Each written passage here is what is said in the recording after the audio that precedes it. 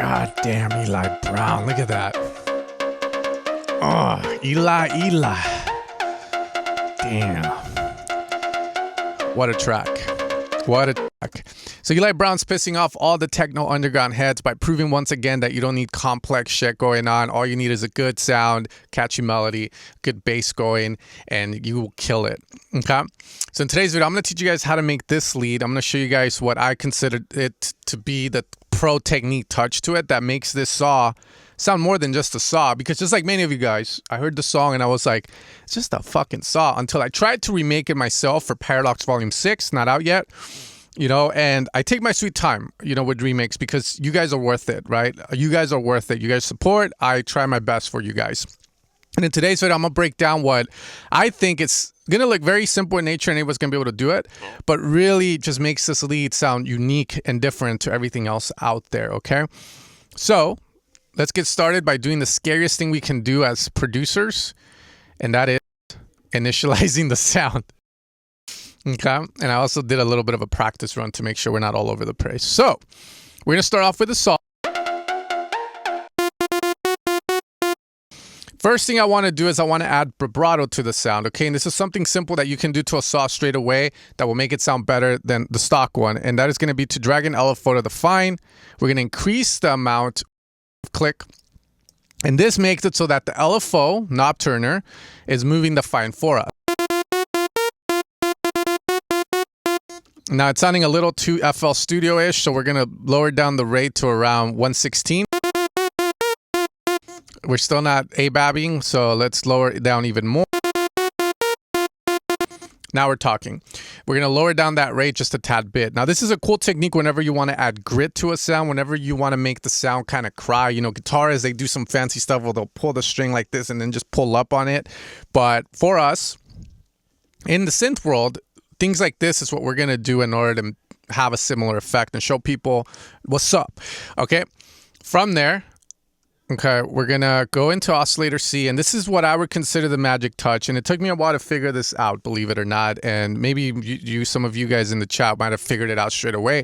But I was just trying my best to go like, what is that processing he's doing to the sound? I can't figure it out. It's that grit. It turns out it's FM from a sine wave.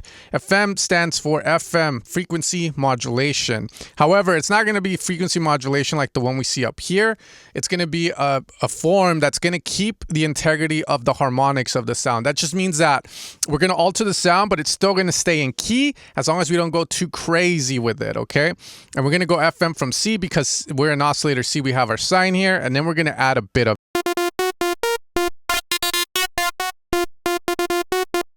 Now, whenever you do frequency modulation of this sort, there's something known as FM ratio, and that is going to be the relationship of octaves between the sound that you are modulating. So this is going to be the modulated sound, and then we're going to have the sound doing the modulating, doing the thumping.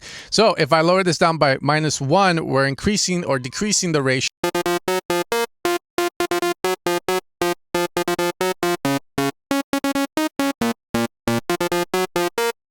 And we add this very sick tone to it that, again, just still sounds like a saw, still sounds familiar, but has this unique touch to it. Now, the next thing I want to do is add 3 voices here of saws, and then we're going to re-trig it. We're going to lower down the detunement because by default, the Serum has all this stuff up. But the reason that I want to stack 3 voices is, one, I'm increasing unison in there, meaning that the saw is going to sound fat.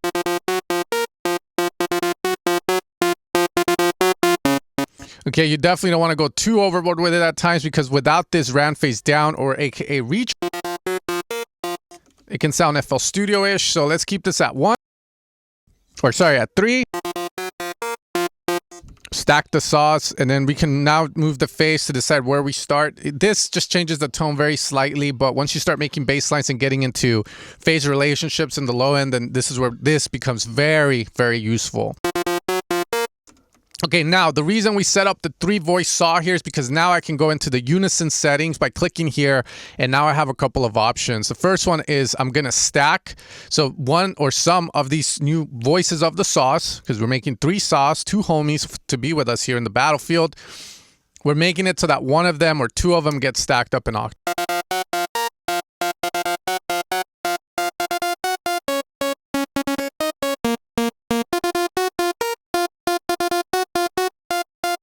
The 3 sounds glorious, so we're going to stay with that. And now let's bring the FM.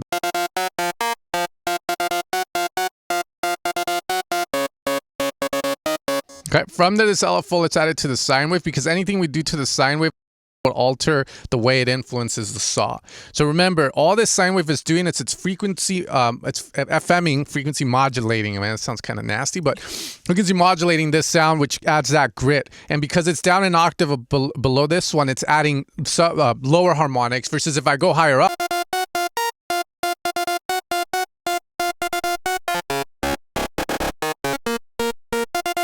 it's going to influence more and add more upper ones. So that's kind of the way you want to think about the relationship between the octaves, or the FM ratio.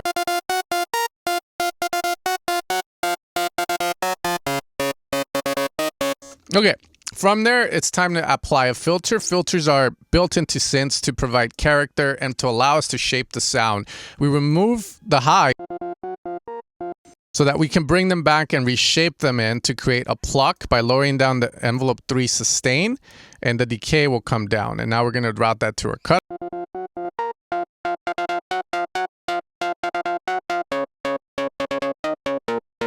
Now there's 2 big important things as you do this that many people fail at when they're designing their own sounds. They really don't care about that stuff, but I think attention to detail matters in sound design.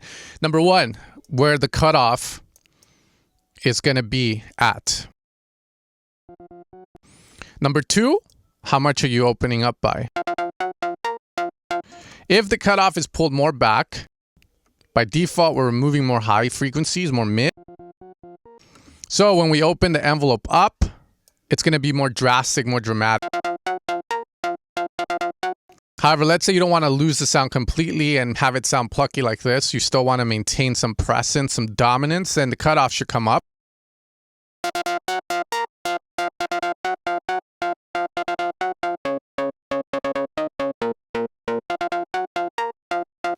So when creating sounds, you want to use a combination of both. I'm going to be lowering the cutoff more because I think I like it a lot more when it's lowered down.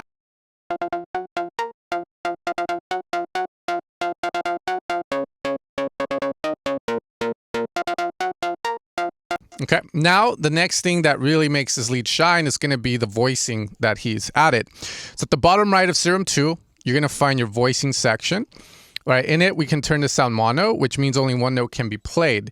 From there, what that allows us to do is activate this always as well, which is going to make it so that there's portamento between the notes. And all that means is that if there is no portamento and I'm hitting a G, and I'm going up to an A sharp, then as I go from G to A sharp, it's an instant thing, But if I add portamento, that time, right, you're adding time, the time you set will determine how long it takes for me to go from to Okay, so right? So you get this really cool, almost like, I guess, Afrojack-ish, I would say, pitch effect that occurs, which can really make the sound just sound a little less robotic and a little bit more wavy or groovy.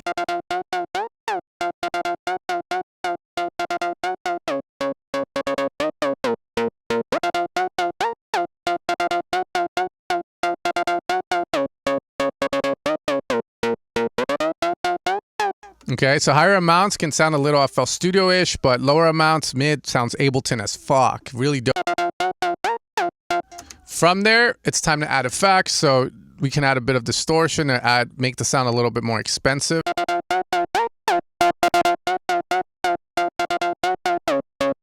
That just means it's going to provide harmonics, and it's also going to compress the sound if we decide to add a bit of a plucky vibe to it, which I think we should in envelope 1. Let's just lower down the sustain a bit and our decay.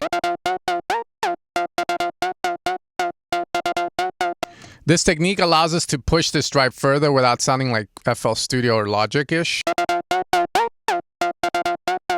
Because distortion is an effect that is going to be based on amplitude as well. That just means volume. If the volume's always loud on the sound, then distortion's already getting into a smash sound. But if there's dynamics to the sound, distortion's applied heavier at the beginning of the sound versus when you start going down into the sustain, where the sustain is at lower, distortion is being applied less. So that's a really cool technique to use if you ever want to push stuff hard. Okay, from there, let's EQ. Okay, here we can remove some of the mids, or if you're the type that just says, fuck it, I like the way it is, and you can also leave that, but I'm also going to add a bit of high end.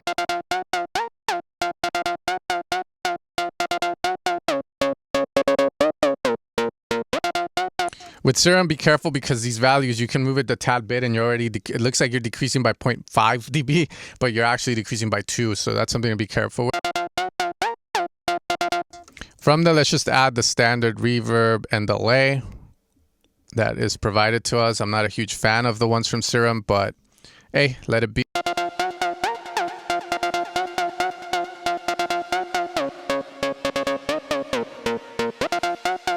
Just add your favorite reverb and delay. If you wanted to, you can grab envelope 3 and put it here so you have this sort of effect that reduces the delay when the lead's.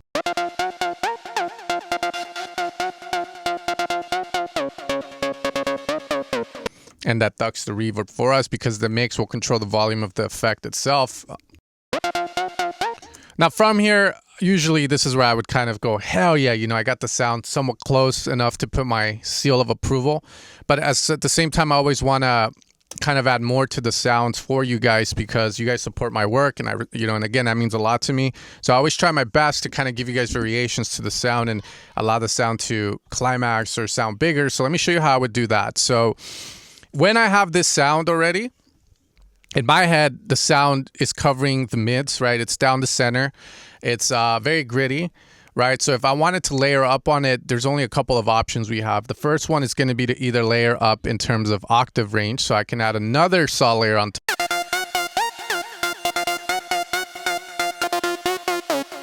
Which doesn't sound so good. The other thing is, since the stereo field is rather empty, right, besides the reverb and the delay, then I can choose to add a wide layer to this by activating my unison. I instantly get wide, as we already know, and also detune the sound to allow for more width.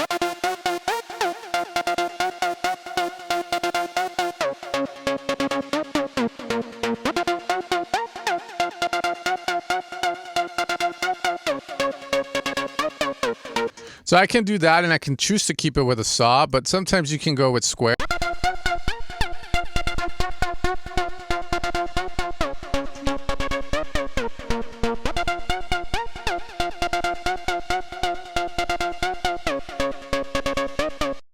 And at times, if you have a really solid sound down the center, like a saw or square, you can start using the freaky wavetables from Serum, like the spectral or the digital, in order to provide just more interest. Usually these tend to be either really thin sounding but interesting, very spectral sounding, very metallic, very like, I wouldn't use them too much for main leads, unless I'm aiming for something like I'm making minimal tech sounds like Josh Baker, or if I'm trying to make a new like spectrally sounding lead, which again just sounds metallic and rather cold, but we can add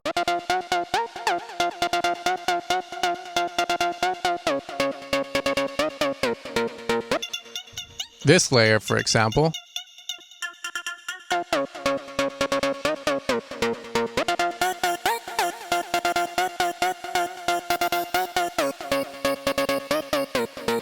And then I can also choose to auto pan it around if I wanted to. That's just being fancy for the sake of being fancy. And that's one way to add interest to the sound. And of course, climaxing the sound, we can grab an macro, move the decay.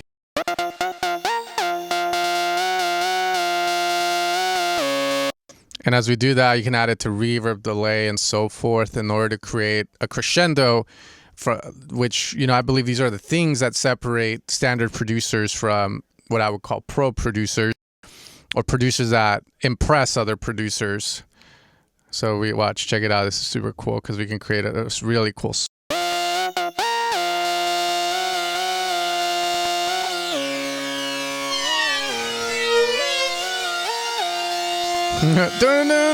You know I'm wavy. I wanna.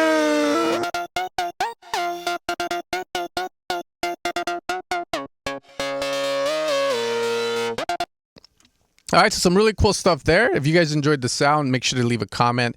Hit the subscribe if you enjoy the content. But as always, guys, you guys can find this preset over at my Patreon. I'll make sure to leave a link if you guys are interested. But other than that, you guys should be able to make it from scratch. You understand the theory of it. And in order to cement that theory, it's all about practicing and making sounds like this. And again, if you want some homework, what I would say is make the sound, but then experiment with different waves, different shapes for the FM. Maybe experiment with different voicing. Don't do certain things. Just like kind of mess around, and you'll discover new variations to it that will make you sound different, but at the same time have a proven to work sound. So the way I would kind of say this is usually when I'm making sounds, I like to have some form of inspiration of a track or a sound in a track that has worked really well, because that already tells me this sound is successful. This sound has done something in this track that people like. So basing my sounds on something like that, as you know, can sometimes be a little hard, but once you figure it out, you can start to experiment for different variations. And I think that's where the magic happens, right? You buy presets, they're good starting points, they're good remix, and you can use it outright. The problem with that sometimes is that people will instantly think of the other artist as you're making love to them. So if you don't want that person to think of the other person, find a way to flip it into your own thing, which can be as simple as changing the waves, changing the octave range, changing little things in order to make it your own. With that being said, you guys take care, and you guys have a great rest of your day.